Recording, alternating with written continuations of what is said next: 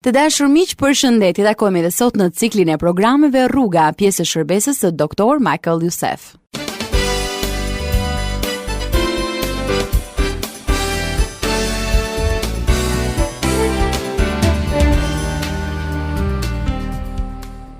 Po sillin tek ju një seri të re mesazhesh me titull Kopshti ndaj qytetit. Një studim i krijimit mahnitës të Perëndisë dhe qytetit të vetmuar të njerëzit.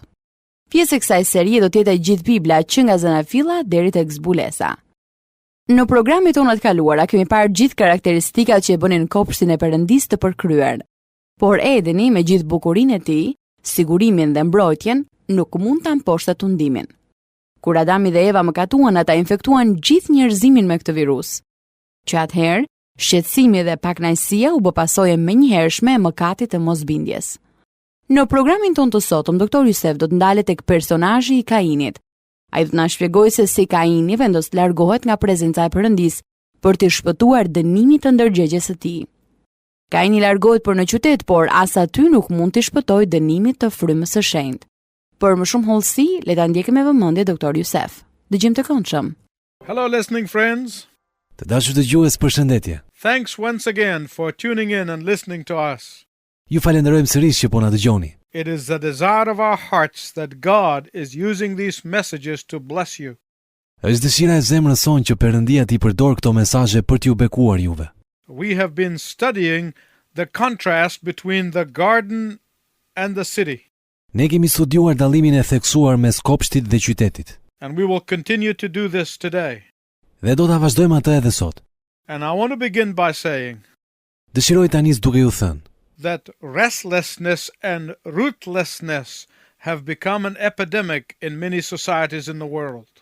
se shqetësimi dhe mosrrënosja janë shndërruar në epidemi në shumë shoqëri në botë. Vast numbers of people are either running away from something Numri më i madh i njerëzve ose largohet nga diçka, or desperately looking for something else. ose kërkon dëshpërimisht diçka tjetër. In fact, I have read many surveys which all give me the same following results. Në fakt, unë kam lexuar shumë studime që kanë arritur në të njëjtin përfundim si më poshtë. Only 1 in every 6 people are truly contented in life. Vetëm 1 në 6 persona është vërtet i kënaqur në jetë. Restlessness and discontentment leads to confusion. Shqetësimi dhe pakënaqësia çojnë në pështjellim. Now there are some people who are so confused that they don't even know what they want. Tani, ka disa njerëz që pështjellohen sepse nuk e dinë as se çfarë duan. I read a story in a newspaper about a man who was constantly restless. Unë kam lexuar në një gazetë për një njeri që ishte vazhdimisht i shqetësuar. He always wanted a bigger car and a bigger flat and a bigger house. Ai gjithmonë dëshironte një makinë më të madhe, një apartament më të madh apo një shtëpi më të madhe. One day he decided to sell his large home and try to buy a bigger and better house. Një ditë ai vendosi të shiste shtëpinë e tij të madhe për të blerë një shtëpi akoma më të madhe dhe më të mirë. While he was reading the classified ads in the newspaper one morning, he saw a house for sale. Ndërsa lexonte një mëngjes njoftimet në gazetë, ai pa një shtëpi që ishte në shitje. He said, "Oh, that's exactly the house I want." Ah, tha ai, kjo është tamam shtëpia që unë dua. So he called his realtor and said, Prandaj, ai thiri agentin e tij dhe i tha: "A house described in today's newspaper is exactly what I'm looking for.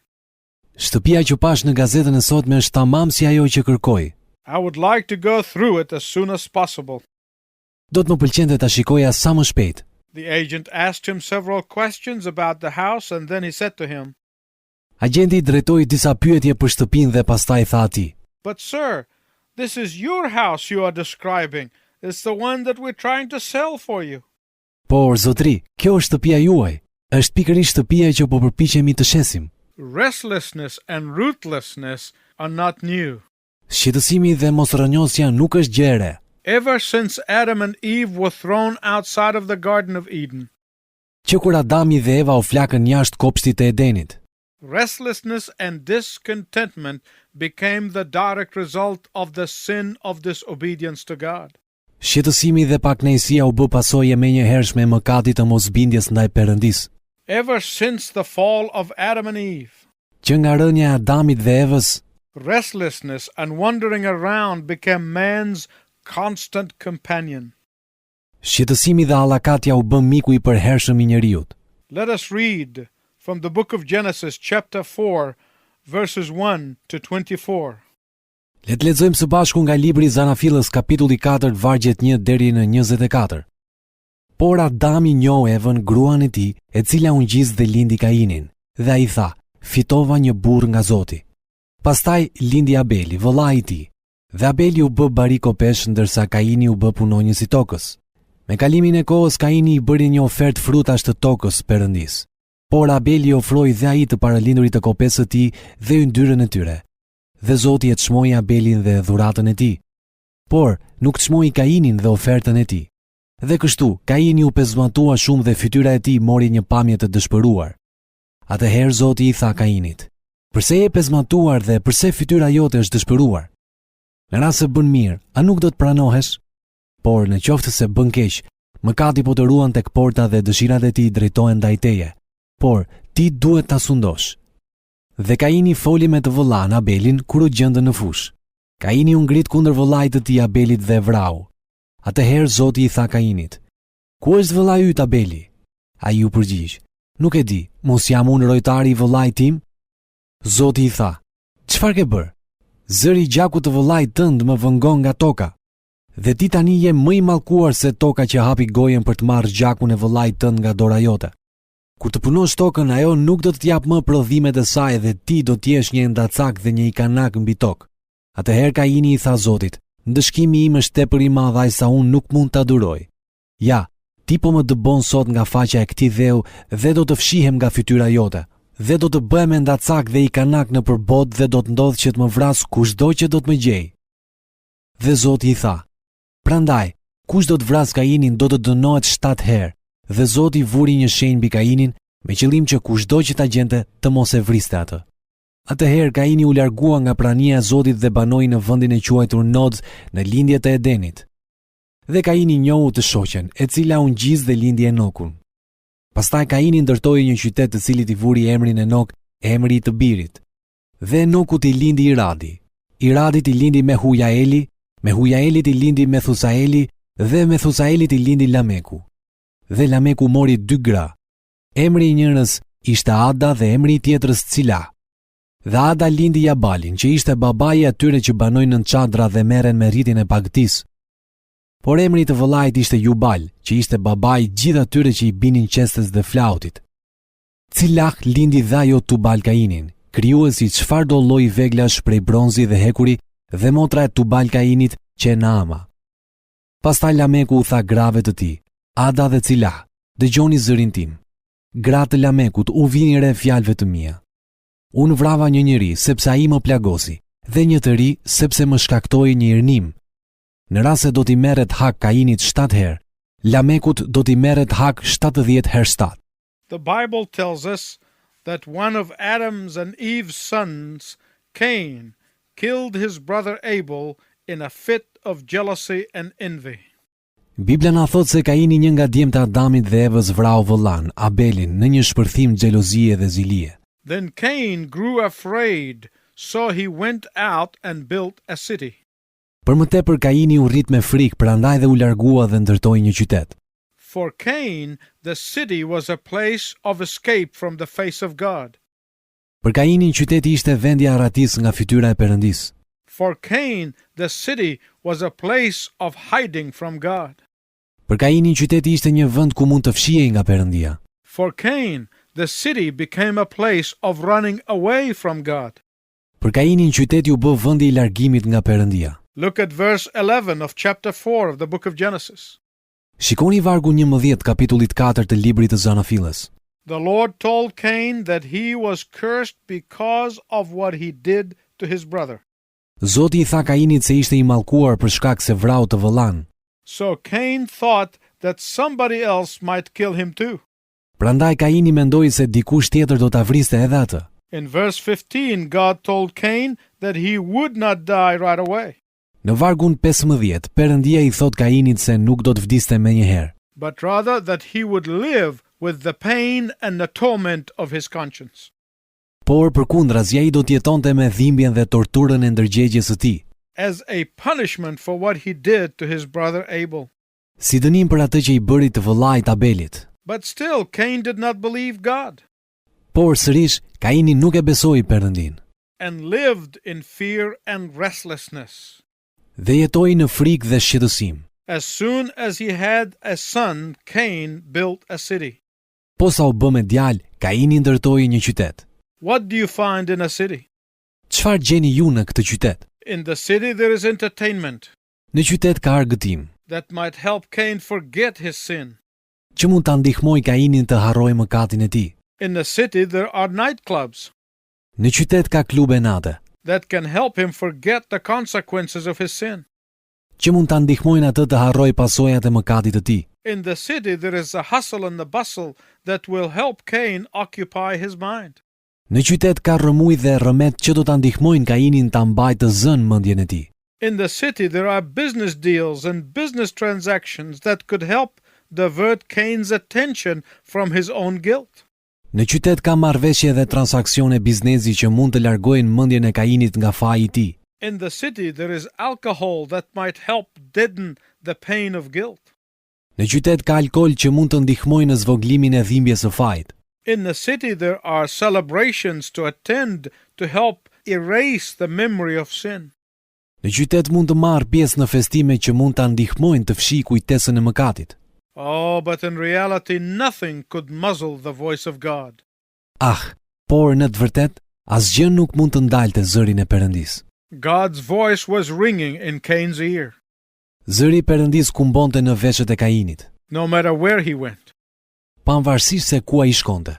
He heard God saying, "Where is your brother?" Ai dëgjonte Perëndin t'i thoshte, "Ku është vëllai yt?" The Bible said Cain went from God's presence and lived in the land of Nod east of Eden.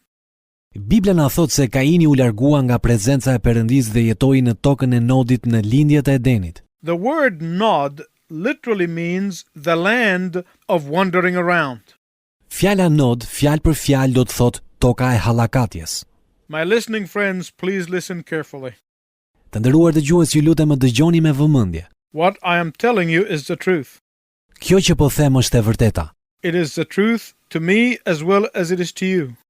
Është e vërteta si për mua ashtu edhe për ju.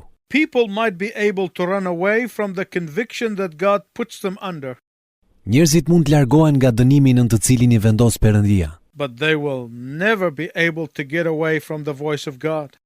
por ata kurrë nuk do të mund t'i shpëtojnë zërit të Perëndis. They may think that they can run away from the conviction of the Holy Spirit, Ata mund të mendojnë se mund të largohen nga dënimi i frymës së shenjtë, but they cannot escape the Spirit's prodding.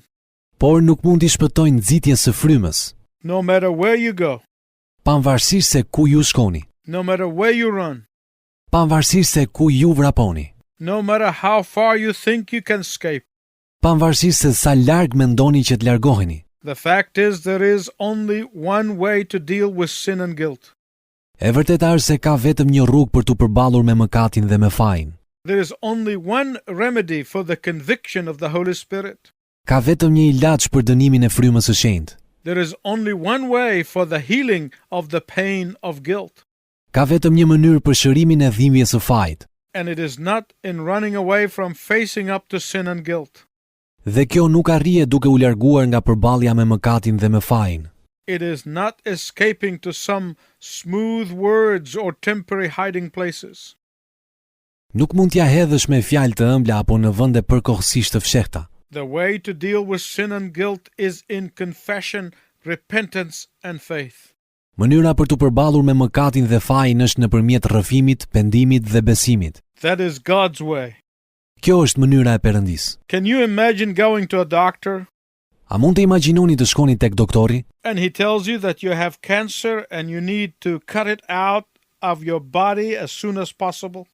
dhe ai ju thot se keni kancer dhe se duhet ta largoni nga trupi juaj sa më parë që të jetë e mundur.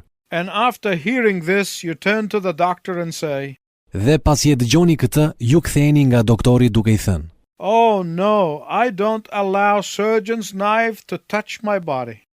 "Oh, jo, Unë nuk lejoj që thikat kirurgjikale të prekin trupin tim. Oh no, I am not up to facing surgery.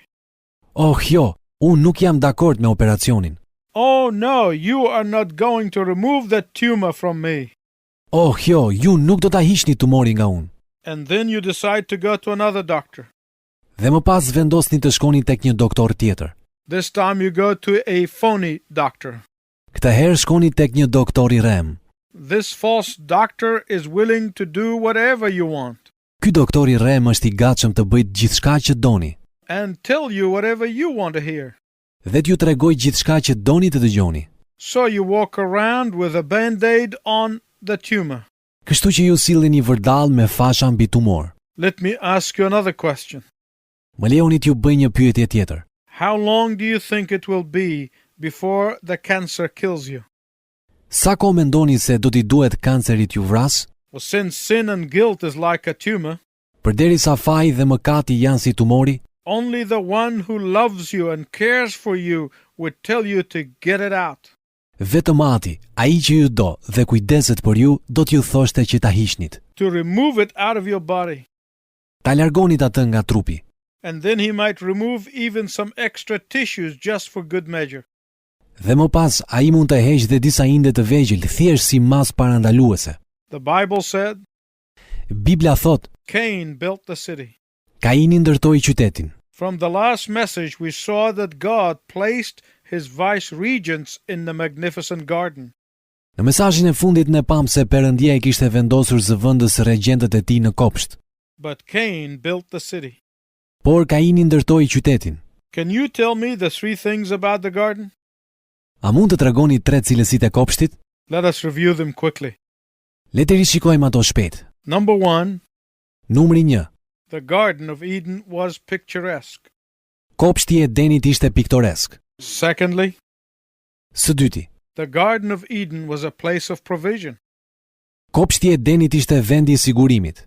Thirdly, Së treti, the Garden of Eden was a place of protection. kopshti I Edenit ishte vendi I mbrojtjes. Now I will contrast the garden with the city.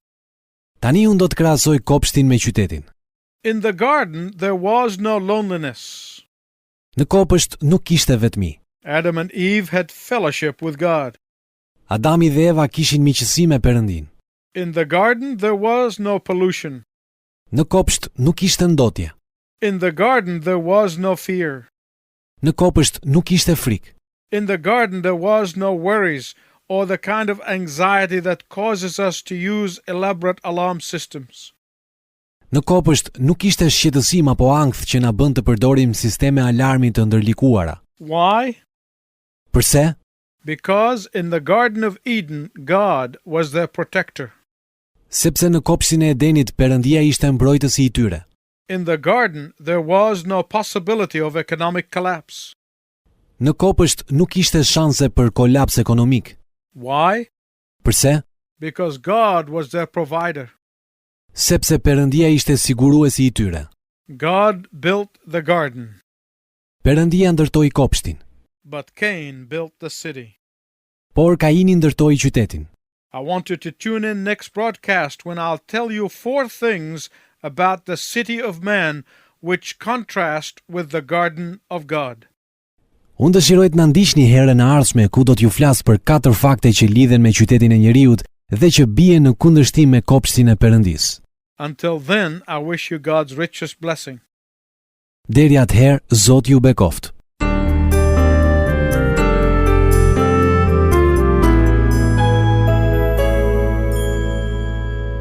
Të dashur miq, kemi mbritur në fund të programit tonë edhe për ditën e sotme.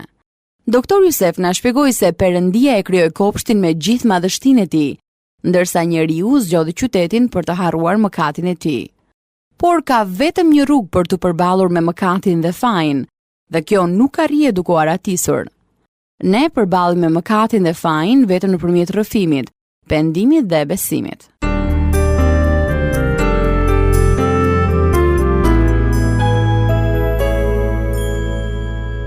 Në programin ton të erësarshëm, Doktor Jusef do të na flas për 4 karakteristikat e qytetit të njeriut, që bien në kundërshtim me kopshtin e Perëndis. Në qytetin e njeriut ka shumë shqetësim. Aty ka vetmi dhe shtirje. Në qytetin e njeriut ka krenari dhe shumë arrogancë. Na ndiqni në programin e ardhshëm ku doktor Jusef do të na flasë më gjerësisht për secilin prej tyre. E si gjithmonë në fund të kujtoj se ne më presim letra dhe email-et tuaja në adresë të programit ton. Radio 7, Kutia Postare 2914 Tiranë, ose me email në adresën info@radiovis7.net. Po kështu mund të kërkoni dhe një kopje të librave të doktor Jusef, Gjetja e gëzimit që ka dashur gjithnjë dhe 7 hapat. Me shumë kënaqësi ne do të dërgonim një kopje. Deri herë në ardhshme bashkë, miru dëgjofshim.